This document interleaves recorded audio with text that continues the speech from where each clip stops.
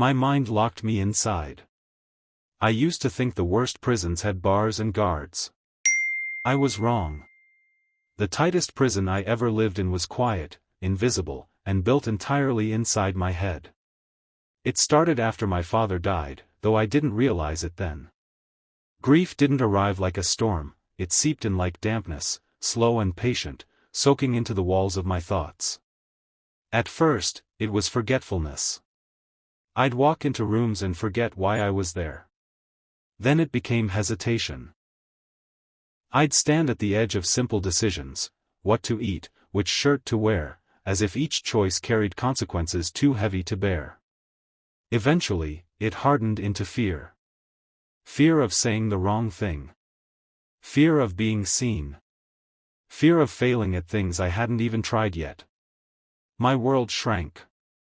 Invitations went unanswered. Messages stayed unread. I learned how to nod in conversations without actually being present, how to smile without feeling anything behind it. Every night, my mind replayed old moments, twisting them into proof that I was inadequate, broken, unworthy.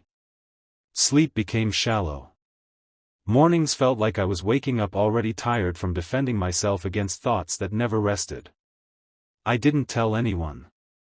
Explaining felt impossible, like trying to describe a color that didn't exist. How could I say that my own mind had turned against me? That every encouraging thought was drowned out by a louder voice insisting I stay still, stay small, stay safe? From the outside, I looked fine. From the inside, I was locked in a room with no door handle. Kindness, when it finally reached me, didn't announce itself. It arrived in ordinary moments, the kind people forget as soon as they pass. The first crack in the wall came from a bus driver named Imran. I took the same route every morning, sitting in the same seat, staring out the window without seeing anything. One rainy day, as I fumbled with my change, my hands shaking more than usual, I dropped the coins all over the floor. Heat rushed to my face. The familiar voice in my head started its attack. You can't even do this right. People are watching. You're a burden. Before I could crouch down, Imran stopped the bus.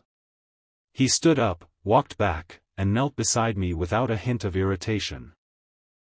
Take your time, he said gently, gathering the coins as if he had all the time in the world. The passengers waited. No sighs.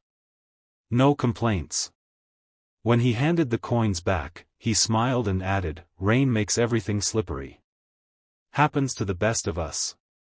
It was such a small thing, but my chest tightened in a way that surprised me. He hadn't rushed me. Hadn't embarrassed me. He had made space for my clumsiness, my trembling, my humanity. That day, the voice in my head paused, just for a moment, unsure of what to say. The next kindness came from my neighbor, an elderly woman named Safia who lived 2 doors down. I'd seen her often, always watering her plants in the late afternoon. We had exchanged polite nods but nothing more. One evening, as I unlocked my door, she called out my name. I froze, panic flaring. Had I done something wrong?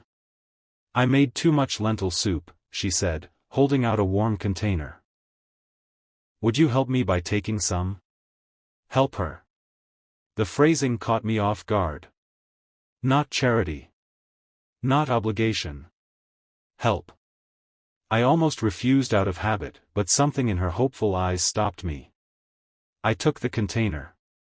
The soup tasted like comfort, like a memory of being cared for before life became complicated. The next day, I returned the empty container with a quiet thank you. She smiled as if I'd given her something precious. Soon, this became our routine. Soup, bread, fruit, small exchanges at the door. We didn't talk much, but in her presence, I felt no pressure to perform. Silence with her was easy. My mind, usually loud and cruel. Kindness continued to slip in through unexpected places. At the grocery store, a cashier noticed my shaking hands and calmly slowed the pace, chatting about nothing in particular while I paid. At work, a colleague named Adil left a note on my desk after a presentation I thought I'd ruined. "You explained that really clearly. Thanks." I read it over and over, as if the words might disappear if I looked away. Still, the lock inside my mind didn't break all at once. Some days, the walls felt thicker than ever. Kindness didn't cure me. It didn't magically make me confident or fearless. What it did was something quieter, more powerful. It reminded me that the world wasn't as hostile as my thoughts insisted. The real turning point came one evening when Safia didn't open her door. Her lights were off. Her plants looked dry. A knot of worry formed in my stomach. I stood outside her door for several minutes, arguing with myself. Don't interfere. You'll bother her. You'll look foolish. But another voice, faint yet steady, spoke up. What if she needs you? I knocked.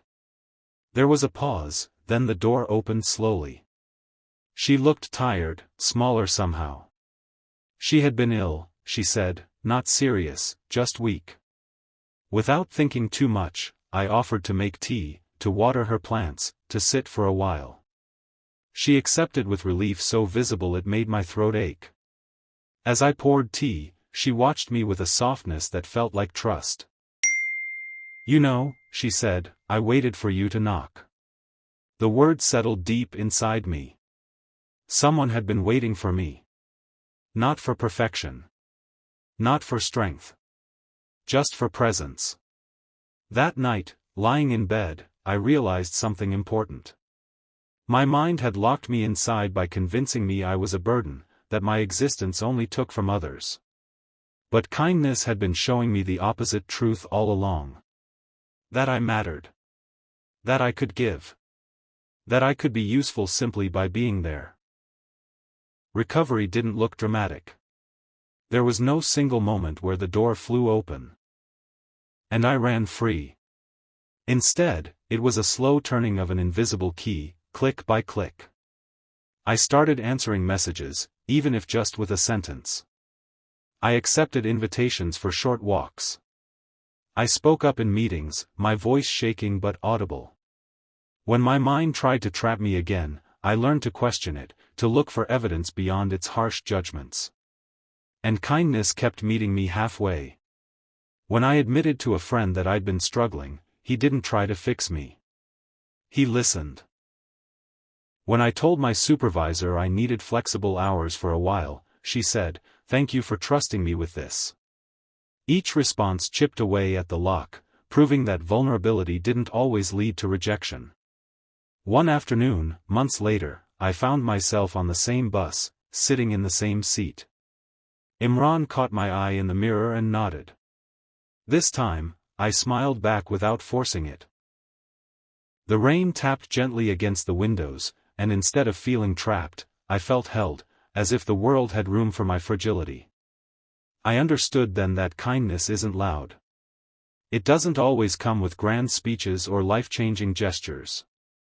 Often, it's a pause instead of a rush, an offer instead of an assumption, patience instead of judgment.